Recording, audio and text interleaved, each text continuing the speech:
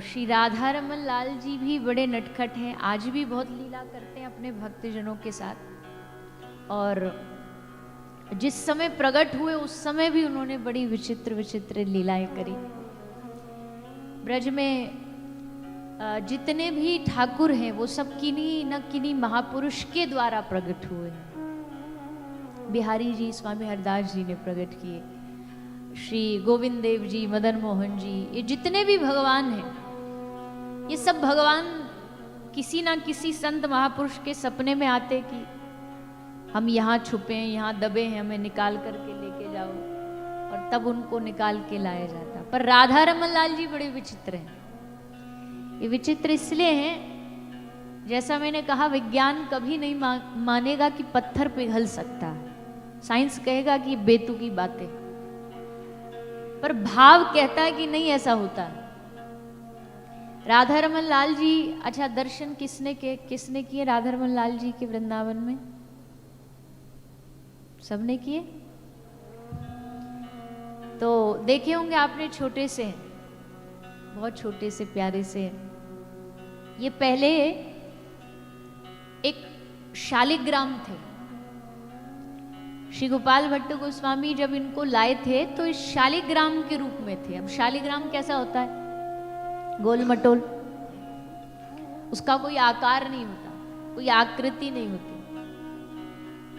तो अब गोल गोल ठाकुर जी हैं, उनको क्या करोगे?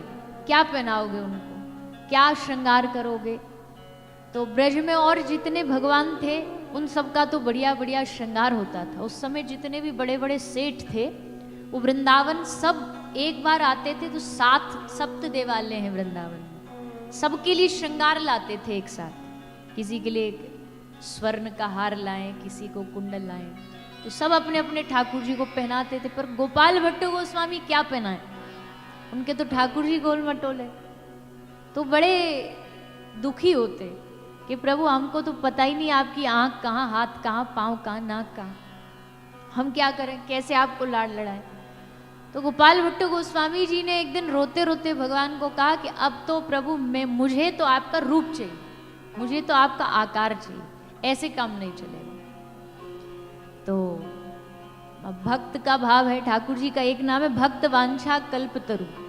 भक्त जो आशा कर दे ना, जो अभिलाषा कर दे, भगवान उसको पूरी करते। तो वहां शालिग्राम भगवान को छोड़ करके गोपाल भट्ट गोस्वामी गए स्नान करने, यमुना जी में नहाने।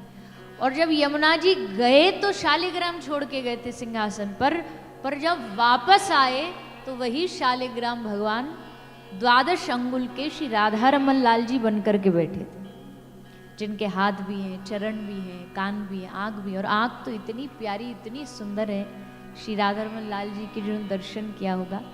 तो इस तरह से श्री राधा रमन लाल जी प्रकट हुए। और एक भाव ये सुंदर इसलिए भी क्योंकि इनमें साक्षात श्री चैतन्य महाप्रभु समाये हुए। महाप्रभु का साक्षात दर्शन राधा रमन लाल जी में सचल विग्रह के रूप में होता है।